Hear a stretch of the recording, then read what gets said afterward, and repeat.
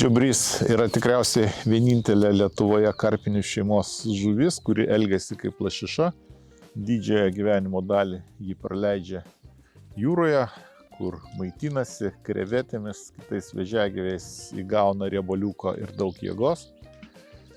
Dėl to žvejyba žiobrių yra tikrai labai įdomi ir žuvis priešinasi iki pat pabaigos. Na ir dalį laiko praleidžia žiobriai kildami į aukštupius, kur neršia. Nors žiobrių žvejyba, tai galima sakyti vos ne ištisus metus, žvejojama ir nuo ledo. Žiobriai būna susirinkę upių žemupiuose duobėse. Ir ledui nutirpus, jie vis dar laukia to kilimo aukštyn, žemupiuose, duobėse. Ir čia galima juos pagaudyti fideriu. Populiaru dabar gaudyti Latvijoje. Ir susirinkę tikrai labai daug žvejų, iš Lietuvos mašinos beveik vien. Na ir šiame filme papasakosiu apie žiobrių žvejybos įrangą, apie masalus ir gaudymą. Na ir filmo pabaigoje bus keletas receptų ir kepto žiobrio receptas, kaip jį iškepti be kauliukų. Žvejybos leidimą galima įsigyti degalinėje. Kainuoja 3 mėnesiam 7,5 euro. Žvejyba kaip visos pradedama nuo dovanų. Čia yra obuolinis sidras, išlaikytas limuzino ąžuolo statinėje pusę metų. Statinė prieš tai jau 2 kartus naudota. Ir buvęs tenais juodųjų serbentų vynas toje statinėje. Tai labai švelnus ir kvapnus produktas. Fantastiškas produktas. Neptūnui. Užmetam per petį, laikydami čia ranką. Čia prispausdami valą. Ir toli nereikia mėtyti, nes kiek per toli net numečiau, tai pritrauksiu geriau. Ir dabar gaudysim pagal viršūnėlę.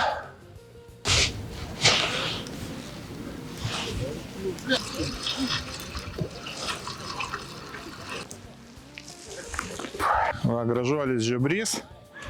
Jis dėl to suveikė sumuštinukas. Čia aplinkų nelabai kam kimba. Nusileido saulė. Žiobriai nelabai mėgsta, kai saulė nusileidžia kibti, bet matyt vis dėlto trūklio lerva neatlaikė žiobrio nervai trūklio lervos. Gražuolis bus kokie gal net ir 400 gramų.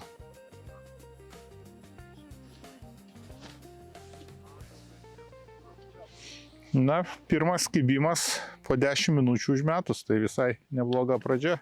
Žvejyba visai netoli jūros, tai čia pakankamai šalta, pučia vėjas, dėl to apranga turėtų būti šilta. Guminių batų nebūtina, tinka ir kalnų batai, kelnės brezentinės, dvigubos, termoapranga, striukė šilta ir kepurė. Gali netgi prireikti pirštinių, kai kada būna šalta. Iš komforto įrangos būtinas kresliukas ir toksai kresliukas pats patogiausias. Staliukas, ant kurio viską galima daryti. Taip pat kibiriukų reikėtų 4-5 ir masalui, ir žuvims. Patogiau gerokai. Graibštelis reikalingas ir geriau su ilgu kotu, kadangi priėjimas daugelį vietų pakankamai sudėtingas prie pat vandens. Ir meškerę aš vis dėlto rekomenduočiau imti vidutinį fiderį apie 100 gramų, 100-120 gramų. Tik tai viršūnėlę padaryti jautresnę. Valas pagrindinis 0,25 arba pintukas 0,14. Pataikėm kiek į nekibadienį, buvo mažiau saulutės ir atšalo, tai dažniausiai nelabai kimba žiobriai. Bet pagauti tikrai galima, reikia paeksperimentuoti. Šį kartą daugiausia eksperimentų buvo su avižėlėmis. suveikė visai neblogai fosforinė avižėlė, kuri veikia, kai buvo apniukę ir jau kaip temo. Taip pat, kaip buvo apniukę, veikia visai neblogai ryškiai geltona su raudona avižėlė. Na, o kai saulutė išlindo, buvo ir tokių momentų, suveikdavo tada kiek blankesnė žali avižėlė. Kiek keisti ir su masalais, geriausiai veikia musės lerva, balta ir raudona, su 5-6 trūkliais. Veikia ir krevetė, nedidelis gabaliukas su keliais trūkliais. Masalai labai įvairūs, reikia eksperimentuoti. Pabandysiu baltą ir raudoną dziką, tada kokius 3-4 lašalo lervas, atsiprašau, uodo trūklio lervas, 3-4, jis norisi lašaliuko įdėti. Tikrai manau, kad perspektyvus dalykas. Ir sistemėlė vieno pavadėlio, inlinas. Čia tokia labai jau gerą sistemėlę pasiėmėm, pirktinę, kur yra dar feederio guma, feeder gumas, kuris labai praverčia, kai žuvis priešinasi, velkant ją į krantą. Ir ant šitos sistemėlės bus uždėta apie 60 gramų slankiojanti šėriklėlė. Ir šioje vietoje toli mėtyti nereikia. Svarbu prišerti į vieną vietą, sulaikyti žiobrių būrį. Ir tada yra šansų pasidaryti gerą įsimintiną žvejybą. Pašaras specialus eina žiobriam, čia yra labai daug krevečių kvapo, gal ir skonio. Taip pat eina musės lerva, raudona, balta, džiūvėsėlis spalvotas ir keletas naglio slaptų ingredientų. Pats naglis pas mus yra slaptasis ginklas,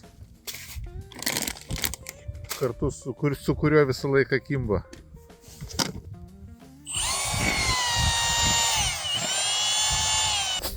Davai.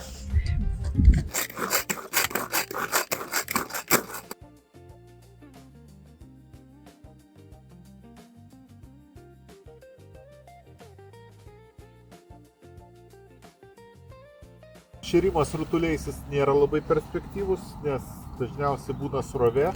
Tačiau šiandien srovės beveik nesijaučia, dėl to stipriai suminkius rutulį galima bandyti dar ir taip šerti.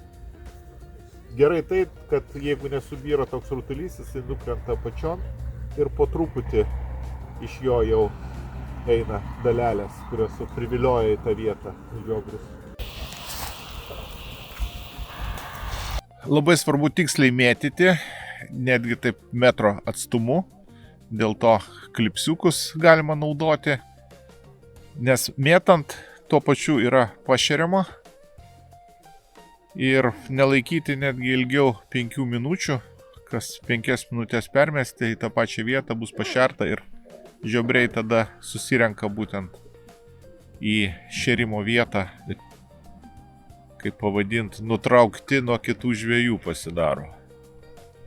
Yra kiek tokių gudrybių, užpildom pusę šėriklėlės paprastų pašarų, truputėlį įdedam matylio, truputėlį midijų, truputėlį krevečių ir uždarom. Kai nekimba, galima panaudoti signalizatorių, šitoks labiau šiuolaikinis, jį galima ir naktį panaudoti, čia vat įsideda šitą švieselę, bet jis nepatogus tuo, kad kas kart užmetant jį reikia nuimti. Ir naktį galima panaudoti štai šitą švieselę su batareika. Batareika jinai yra įkraunama, ją apsukam, įdedam, pradeda šviesti, o laikom pastoviai kitą pusę Ir jau galima šią švieselę naudoti ir mėtant. Kiek nustojo kibti, verta pabandyti kitokių avižėlių. Manyčiau, kad va šita raudonas su ryškiai geltonu. Geras žiobrys, bus kokią pusės kilogramo. Labai šitas geras feeder gamas amortizuoja smūgius.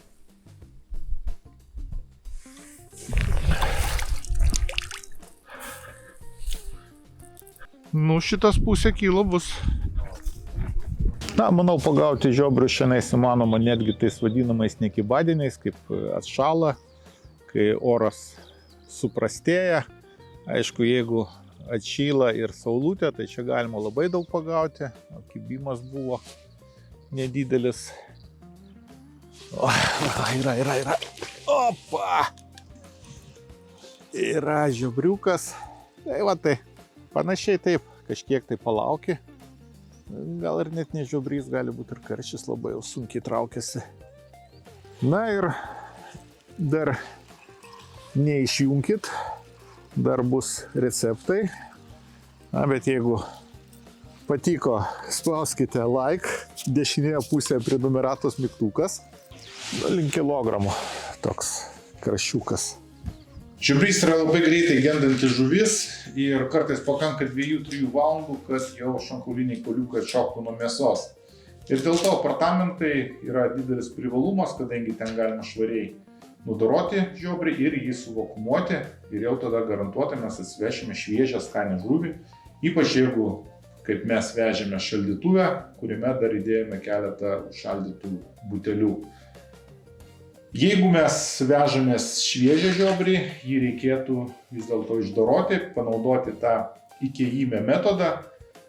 Tai yra su peiliu mes perduriam smegenis, tai yra tikrai pats toksai gailestingiausias būdas nužudyti žiobrį. Ir tada perklinam gerklę, išleidžiam kraują. Na, šito aš nerodysiu, nes dar užbanins kanalą. Ir dabar aš parodysiu keletą receptų, ką galima padaryti žiobrio, nes nors žiobrio mėsa yra skani, tačiau jinai yra labai kaulėta. Ir taip paprastai iškepus, tenai susiminėtumėm tik tai to, kad tos kauliukus rankėtumėm. Dėl to iš tų receptų geriausių tai yra prakepimas greitas aliejuje arba virimas aliejuje, supjaušius mėsą. Ypač gerai išeina, jeigu mes išfiliuojame žiobrį. Iš to likučių kaulų ir galvų mes padarom sultinį, kurį mes vėliau naudosim kaip sultinį, arba galima jį puikiai panaudoti dar troškiniui. Ir va, troškinys su žiobriu labai skaniai išeina. Mėsa išeina tokia nesubirėjusi, darant su pomidorais, su rūgštele kiek ir kokias 3 valandas troškinant, suminkštėja visi kauliukai. Ir, aišku, žiobrio vytinimas, kuris įskleidžia žiobrys visų savo skonių, riebi mėsytė ir sustandėjusi mėsa, jinai padaro taip, kad tie kauliukai jie visiškai nesijaučia. Bet pas žiobrį yra didžiausia problema, tai yra mažieji kauliukai. Pas jį yra labai daug šitoje vietoje tų tokių mažųjų kauliukų ir jų pašalinti praktiškai neįmanoma. Ir jie ne tas, kad yra kieti, nes jų, kaip pasūdai žiobriai, jų praktiškai nesijaučia. Kepimas kraštame aliejuje juos gali panaikinti. Ir dabar nuimam filė, kiek eidami palei kaulus. Ir geriausia eiti būtent nuo uodegos nuiminėti filė. Išfiliavus dar nupjaustom pelekus likusius. Ir dabar supjaustom iki odos po 1,5 tai panašiai centimetro. Net jaučiasi ta daugybė tų kauliukų. Padruskinam, papipirinam. Išmaišom ir palaikom. Galim palaikyti kokį pusvalandį. Galima visus apvaliuoti miltuose, nors teisingiau yra kiekvieną gabaliuką miltuose apvaliuoti. Aliejus kepimui turėtų būti labai gerai įkaitintas. Tai pavadinkim net ne kepimas, o virimas aliejuje, fritiūrinimas.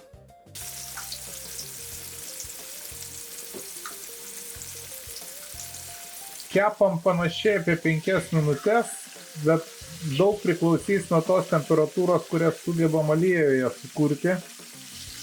Taip, geriausias požymis tai toks jau parudavimas apačios.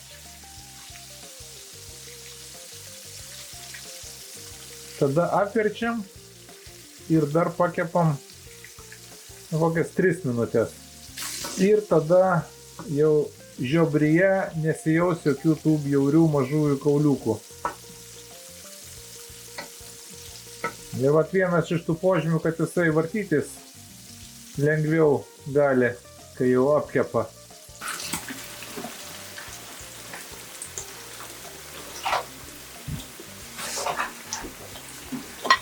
Paruošime kreminę kiaušinienę su žiobrio ikrais.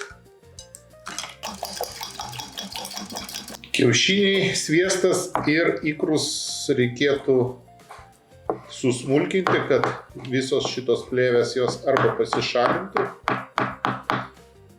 arba susipjaustytų. Šitie ikrai dar tik tai, ką tik tai žiobriai kyla į jūrą, tai jie ir plėvėse labiau įvilkti ir kiek dar smulkesni ir tarpusavėje labiau sukibę. Dedam ant didelės ugnies ir pastoviai maišom. Viena iš paslapčių kreminės kiaušinienės pagaminimo tai, kad reikia karts nuo karto nuimti nuo karštos ugnies ir čia pamaišyti. Tai išeina taip panašiai, kad minutę palaikom ant karštos ugnies ir kokią minutę pamaišom šalia. Kiek įpilom kreminės kokios nors masės, gali būti kiek rūgštaus kremo, tai gali būti riebi grietinėlė.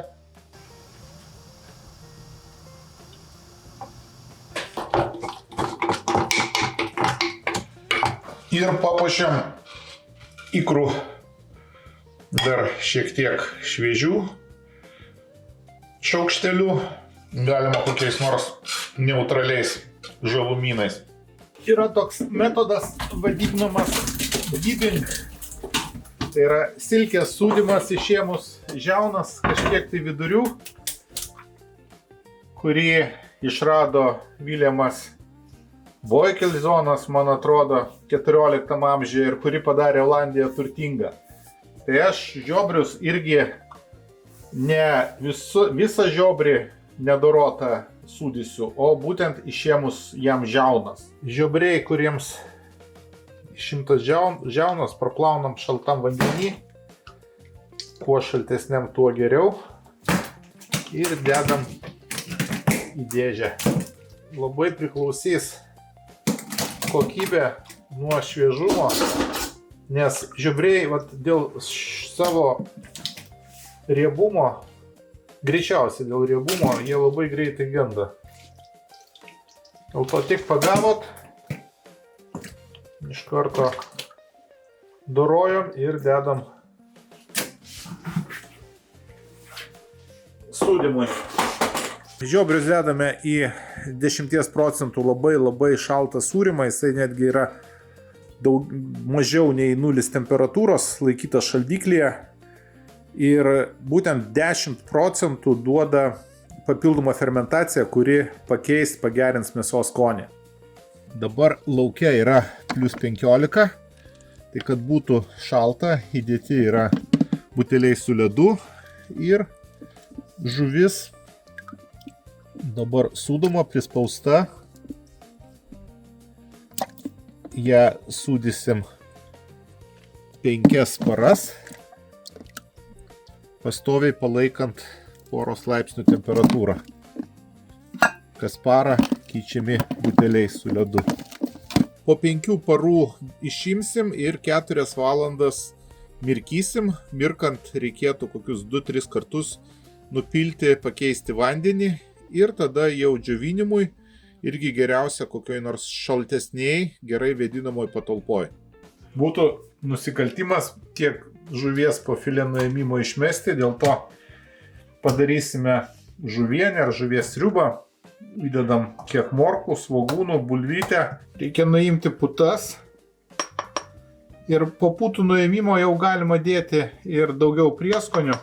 Dabar geriausia dėti tuos sunkiai atiduodančius eterius prieskonius, kaip lauro lapai, juodųjų pipirų žirneliai, kalendros sėklos, čiobreliai. Galima krapų stiebus įdėti, nes krapai visą laiką bet kurią žuvienę papuošia.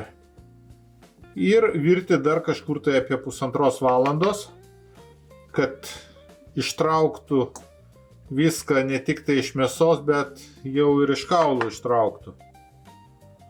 Ir tada tada aš dedu druską ir tuos prieskonius, kurie lengvai eterius atiduoda. Kartu su žiobriais kimba ir karšiai. Ir karšiai tokie riebus yra, labai nedaug paruošimo, druskos, pipirų, net jokių kitokių prieskonių nereikia. Ir valandai į 220 laipsnių kaitintą orkaitę. Žiobriui nupjaunam kaulpinis, nupjaunam nugarinį peleką ir supjaustam tokiais dideliais gabaliukais. Kokybės požymis yra tokia skaidri mėsa, nors jau kiek laiko praėjo, ir tai, kad šonkauliniai kaulai neįsiplėšia iš mėsos. Pirmas požymis jau pagedusio žiobrio, tai yra, kai šitie kauliukai išlenda iš mėsos. Apvaliojam miltuose ir pakepinam ant gerai kaitinto aliejaus, bet neilgai kepinam taip, kad tik tai uždaryti ir kad būtų sultingesnė žuvytė, kai ją troškinsim. Greičiausias būdas padaryti troškinuką, tai padaryti jį orkaitėje. Dedame iš apačios svogūnus ir morkas, dedame pusę kiekio, dar kiek aštriųjų paprikų, saldžiųjų paprikų, toks išeis kaldeirada stilius. Ir tada dedam jau žuvį, gražiai išdėliojam, didesnius gabaliukus dedam į viduriuką, mažesnius į šoniukus, kad po to apsemtų žuvį. Prieskonių daug nededu, kad geriau atsiskleistų žuvies skonis. Liktų geriau žuvies skonio daugiau, kadangi žuvis tikrai labai šviežia. Šiek tiek pipiriukų jie nesijaus po tokio troškinimo stipriai, bet kažkiek tai priduos. Žuvis buvo pasūdyta, dėl to druskos daug nededam. Tiek, kiek reikės, galim druską sudėjus viską įdedam likusią dalį svogūno, paprikos saldžiosios dar likusi dalis, morkyčių sluoksnis. Na, dabar ir padruskinsim kiek. Cukraus šiek tiek ir troškinsis pomidoruose. Variacijų gali būti. Galima dėti, pavyzdžiui, sultinys su pomidoro pasta arba šiek tiek actuko įdėti, bet pakaks rūgšties ir iš pačių pomidorų. Dabar šitą geriausia aplieti sultiniu iš galvų žiobrio. Tai tada bus jau tiesiog karališkas troškinukas žiobrių. Ir dabar įdedam į orkaitę, kuri įkaitinta iki 150 laipsnių. Kažkur tai 3-4 valandom. Mažųjų kauliukų visiškai nesijaučia. Receptas puikus. Na, dar kad stuburiniai suminkštėtų, tokie minkštučiai, bet vis tiek dar iki galutinio suminkštėjimo jiem dar kokios valandos reikėtų. Na ir dabar jau viskas apie žiobrius. kas žiūrėjot, ačiū. Patiko spauskite like, dešinėje pusėje prenumeratos migtukas. Nei žvyno, nei uodegos, skanaus, iki.